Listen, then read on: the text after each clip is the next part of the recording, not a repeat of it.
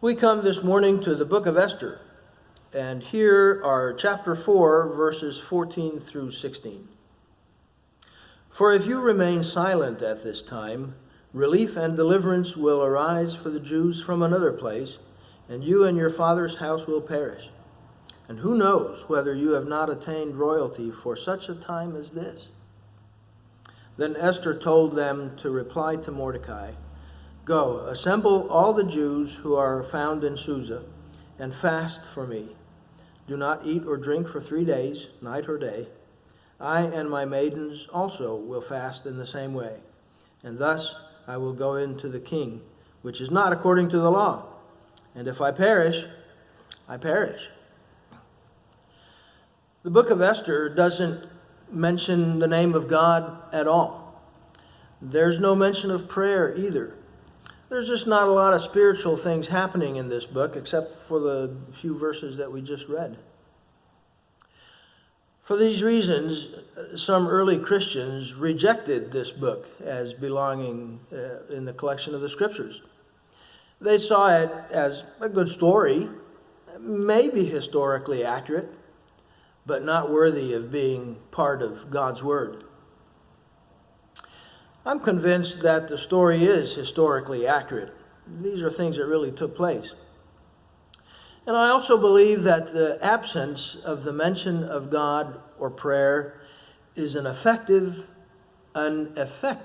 literary device. The author intends for us to see God clearly at work among praying people, even if he doesn't spell it out for us.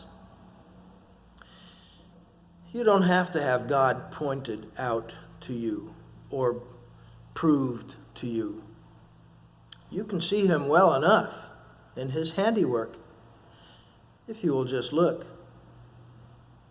The heavens declare the glory of God, says the psalmist, and the heavens do that without uttering a word. There is no speech, there are no words, their voice is not heard, but their sound has gone out throughout all the earth, he continues. In other words, God's fingerprints are all over creation. Here's Romans chapter 1, verses 19 and 20.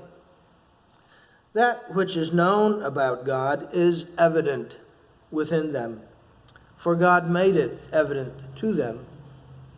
For since the creation of the world, his invisible attributes, his eternal power and divine nature, have been clearly seen, being understood through what has been made, so that people are without excuse for rejecting him. Of course, if you don't want to see God, then you will deny him even if he plows you over with wind, earthquake, and fire.